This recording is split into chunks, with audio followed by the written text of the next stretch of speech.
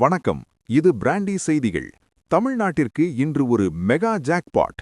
சாதாரண மக்களும் சொகுசாக பயணம் செய்யும் வகையில் உருவாக்கப்பட்ட 3 புதிய அம்ரித் பாரத் ரயில்களை பிரதமர் நரேந்திர மோடி இன்று காணொளி காட்சி வாயிலாக தொடங்கி வைக்கிறார்.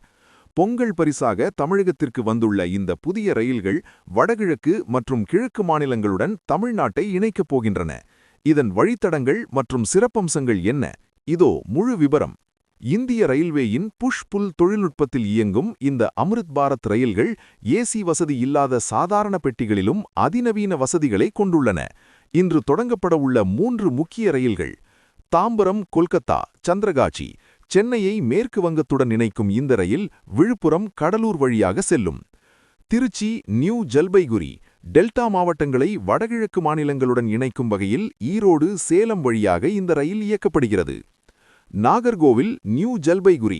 தென் தமிழகத்திலிருந்து நேரடியாக மேற்கு வங்கத்திற்கு செல்லும் வகையில் மதுரை திருச்சி வழியாக இந்த ரயில் பாய உள்ளது. இன்று மேற்கு வங்கத்தில் நடைபெறும் விழாவில் பிரதமர் மோடி இந்த ரயில்களுடன் இந்தியாவின் முதல் வந்தே பாரத் ஸ்லீப்பர் ரயிலையும் தொடங்கி வைக்கிறார் என்பது குறிப்பிடத்தக்கது. இந்த ரயில்களில் உள்ள டாப் வசதிகள். குறைந்த கட்டணம். 1000 கிலோமீட்டர் பயணத்திற்கு வெறும் 500 ரூபாய் மட்டுமே கட்டணமாக வசூலிக்கப்பட உள்ளது. நவீன வசதிகள். ஒவ்வொரு இருக்கைக்கும் சார்ஜிங் பாயிண்ட், மொபைல் ஹோல்டர்கள், மென்மையான படுக்கைகள் மற்றும் மடிக்கக்கூடிய உணவு மேசைகள் உள்ளன. வேகம் மற்றும் பாதுகாப்பு. மணிக்கு 130 கிலோமீட்டர் வேகத்தில் செல்லும் திறன் கொண்டது.